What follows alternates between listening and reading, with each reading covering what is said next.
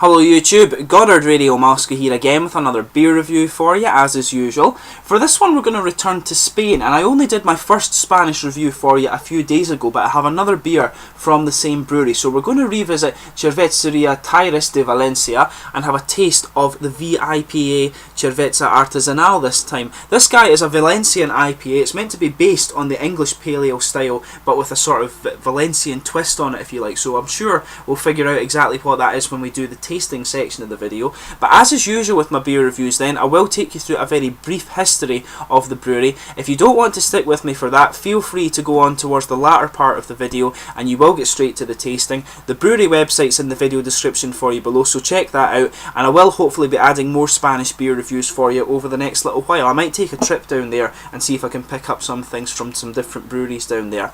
So just to tell you a little bit about this brewery then, the brewery is based in Valencia in Spain, and it was founded in 2009 by two guys, Gonzalo and Daniel, and they both met while they were studying about beer in Germany, and they shared the desire to travel further and expand their respective beer knowledges. Now the pair felt that Valencia didn't have any beer that was of the same quality as the stuff that they'd been drinking in Germany, and so they decided they wanted to take that into their own hands and correct it. So Gonzalo and Daniel also run craft beer courses alongside their brewery as a means of promoting the growth of the craft beer movement in Spain. Obviously it's very, very small because Spain is a large wine producing country, and you also get the same in France and to a lesser degree Italy. The Italian ale market is really kind of picking up now, but they say that it's been very rewarding for them to watch the growth of the Spanish craft beer movement little by little, and they also do various tasting sessions around the different locations that stock the Cerveceria Tyris beer in Valencia and Alicante. So that's a very kind of brief history of Cerveceria Tyris de Valencia. We'll get on to the tasting of this beer now. So this guy is a 6.1% English style IPA. I did copy and paste the commercial description of this one, but it's kind of broken English a little bit because of obviously the translation isn't the best. But it just basically talks about how this beer was developed in the 18th century, and it had more intense hop and alcohol properties to make it last the distance that it needed to go to India. And they say that they've drawn inspiration from this, and they say that the beer is a tribute to George Hodgson, whose kind of creative work, if you like, allowed this kind of new development of pasteurisation and things like that, cooling and pasteurisation. So very, very cool in that regard. But it's a 6.1% English style pale ale, so we'll get this guy out and get on with the tasting. I'll bring up the camera and let you have a little quick look at the artwork on this one. It's got quite a nice elephant going on this one. It's quite a random label, this, just an elephant kind of enjoying things falling out of the sky or something like that, so it looks very, very nice. You can see it's got a slightly different bottle cap on this one. It's got elephants on this one, whereas the other one on the Paki Brown was very different in that, and that was a very interesting beer itself. So let's get this guy out and get on with the tasting. I'm really interested to see what this guy is like. So as you can see, a nice sort of smoky opening on this one here. We'll get it out and see how we get on. You can smell just a little bit of the kind of freshness of this beer coming out just on the pour without even paying too much attention to it actually.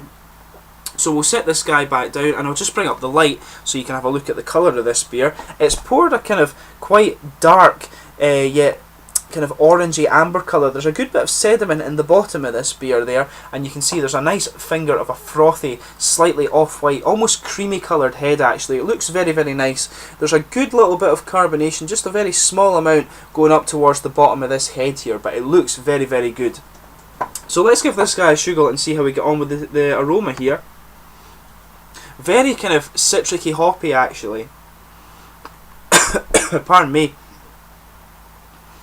A lot of nice kind of orangey and maybe mandarins actually. It's quite a sharp sort of orangey citrus character that's coming out of this one, so maybe a little bit more mandarin-y than orange actually.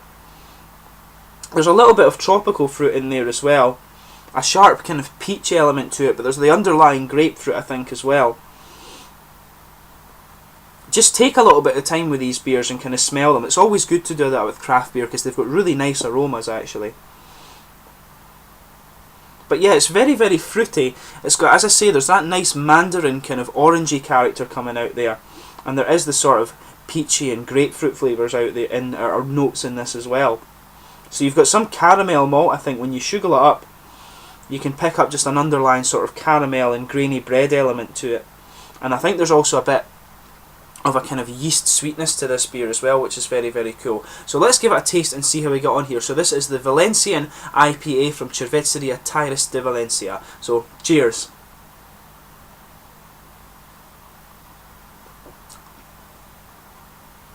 Yeah, very interesting, this one actually. A really nice kind of bitey hop on this one actually.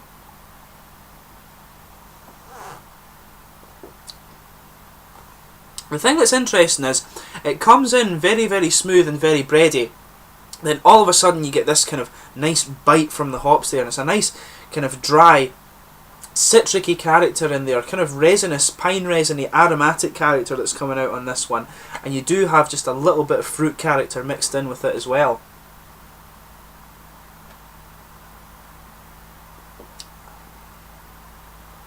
So you're starting off with this kind of nice sort of biscuity, bready malt. There's a little bit of yeasty character in it as well, but what's coming out with this one is a lot of floral and aromatic character, and you don't detect that so much in the aroma from the hoppy part of the beer. There's a nice little bit of kind of citrusy fruit in there, but there's definitely a sort of grapefruit, almost the kind of sour grapefruit flavour that you expect. And the peaches element to it, it must be more the mandarins kind of giving off that sort of sharp thing, because you can taste the orangey citrus, but the tropical part of this beer is is almost definitely kind of grapefruit more than peaches than anything else.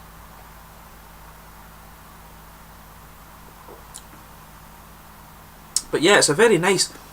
The citrusy character in this one's interesting because it doesn't come up in that sort of bubble towards the front of the tongue and the other way. It spreads over the palate, and kind of you get this really nice fresh orangey mandarin flavour just going around the edge, and it actually mixes quite well with the sort of floral and grassy aromatic character you're getting around the edges of the tongue from the hops. Very, very interesting in that regard. It blends, this beer blends definitely in a different way from some of the other ones in the same style.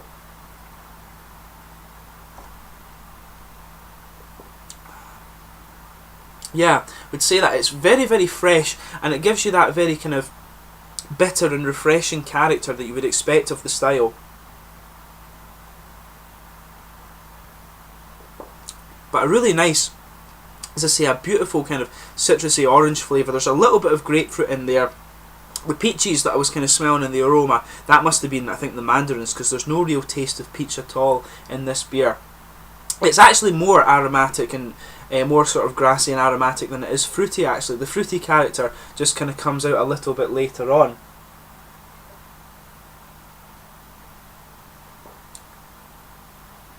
But yeah, you get a nice little bready blast when you take it in, and it builds into that sort of resiny and aromatic sharpness that comes out. A little bit of the citric character in there as well, and then it kind of becomes a little bit more mellow, and you get the kind of the sort of nice caramel malt, the sweetness coming out on the middle of the tongue there before you go into the aftertaste, which is where you're starting to get the hop character going around the edge of the tongue.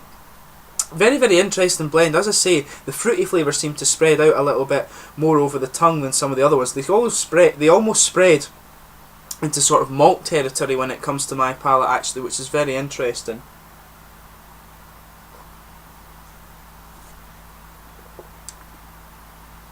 But you can taste a little bit the water in this one as well, which is quite interesting.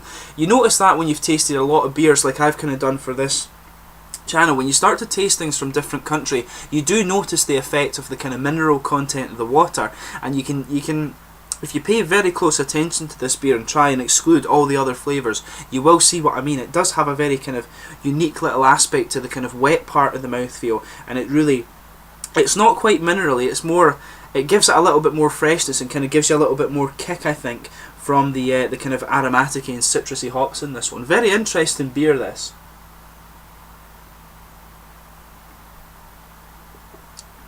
But yeah, I would stick with my assessment of it. Comes in quite bready, a little bit of yeasty character in there, some caramel. Then you start to get this really big aromatic-y citric hop coming out, and the malt comes out a little bit more. This is when the caramel first appears before you go into the aftertaste and you get the hoppy character of this beer out again. Very, very interesting blend of flavours, this one. Definitely worth checking out if you are a fan of the English Paleo style. Very, very unique take on the style, in fact. So in terms of the mouthfeel of this guy,